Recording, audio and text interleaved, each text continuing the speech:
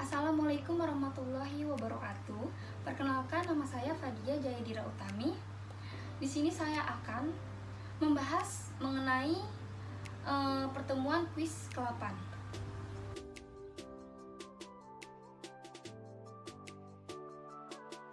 Oke, kita masuk ke soal yang pertama.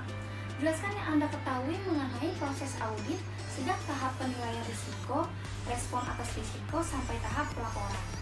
Oke, tahap yang pertama adalah di sini ada risk assessment, yaitu tahap di mana auditor mengklasifikasikan audit-audit berdasarkan tingkat risikonya.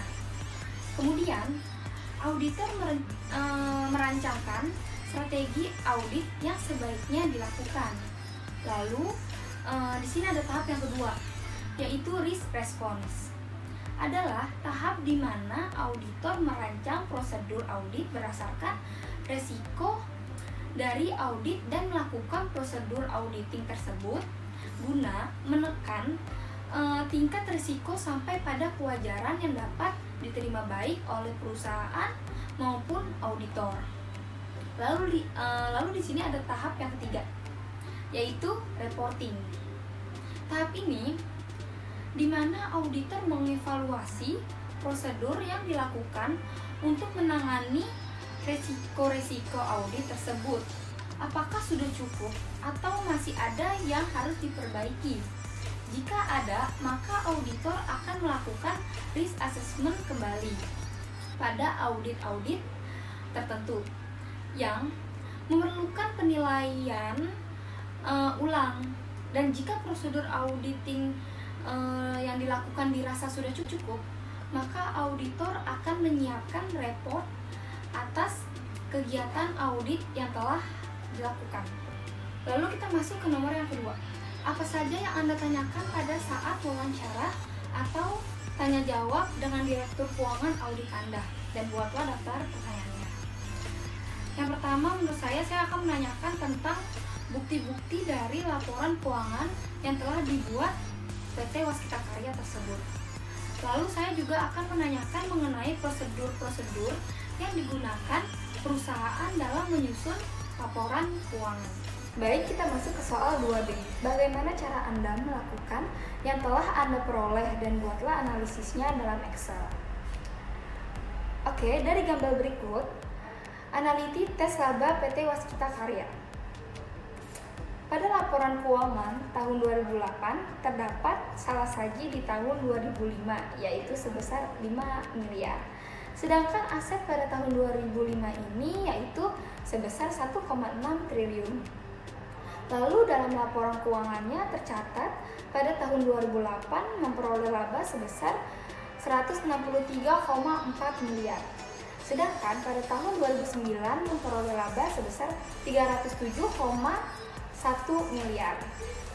Dan dari data tersebut, angka laba yang diperoleh oleh PT Waskita Karya ini masih relatif kecil jika dibandingkan dengan perusahaan lain yang sejenisnya. Lalu kita masuk ke nomor 2C. Hal apa saja yang akan Anda inspeksi dan observasi? Buatlah daftarnya. Menurut saya, teknik inspeksi sendiri ini merupakan pemeriksaan secara keseluruhan atau terperinci terhadap dokumen, catatan, atau kondisi fisik sesuatu. Pemeriksaan terhadap dokumen atau catatan ini dimaksudkan agar seorang auditor dapat menentukan ketetapan persyaratan, faktur, dan dokumen penting lainnya. Dengan inspeksi ini, maka dapat dilakukannya evaluasi. Dan oleh karena itu, dalam prosedur audit inspeksi penting untuk dilakukan. Lalu ada observasi, yaitu mengamati yang bisa dilihat fisiknya, seperti fasilitas, kendaraan, aset kantor, dan nilai persediaan. Kita masuk ke soal yang ketiga. Berapa materialitas OM, PM, dan AM untuk laporan keuangan pada entitas tubuh 1 Anda? Oke, di sini saya mengambil contoh laporan keuangan tahun 2005 dari PT Waskita Karya Tbk. Oke, kita masuk ke overall materiality atau OM. Batas materialitas yang dapat mempengaruhi pengambilan keputusan. Di sini saya menggunakan 0,5% dikarenakan di sini sifatnya aset. Oke, kita masuk ke perhitungannya. 0,5% dikalikan aset 2005. 0,5% dikali 1,6. 1,6 itu adalah aset dari PT Waskita Karya, yaitu sama dengan 8 miliar. Lalu kita masuk ke performance materiality, yaitu batas materialitas untuk keperluan audit. Di sini saya menggunakan perhitungan 70%. Dikarenakan PT Waskita Karya ini merupakan perusahaan BUMN dan dapat dikategorikan perusahaan dengan risiko tinggi. Lalu kita masuk ke perhitungannya, yaitu 70% dikalikan overall materiality, yaitu jumlah yang awal tadi. Jadi 70% dikalikan 8 miliar sama dengan 5,6 miliar. Lalu kita masuk ke assertion materiality, yaitu batas materialitas untuk tingkat asersi atau transaksi saldo tertentu. Di sini saya menggunakan perhitungan 3%. Dikarenakan sesuai dengan perhitungan yang telah diberikan. Oke, kita masuk ke perhitungannya, yaitu 3% dikalikan over materiality sama dengan 3% dikalikan 8 miliar, yaitu sama dengan 240 juta. Jadi pada akhir proses audit keseluruhan ini, selisih pada AM tersebut nilainya harus di bawah PM. Oke, kita masuk ke soal yang terakhir, yaitu nomor 4. Di sini Anda sudah mengetahui bahwa ada kecurangan yang terjadi pada entitas tugas 1 Anda. Menurut Anda kira-kira prosedur apa yang akan Anda lakukan sehingga Anda dapat mendeteksi kecurangan atas entitas tugas 1 Anda tersebut? Oke, di sini ada memeriksa jajaran manajerial.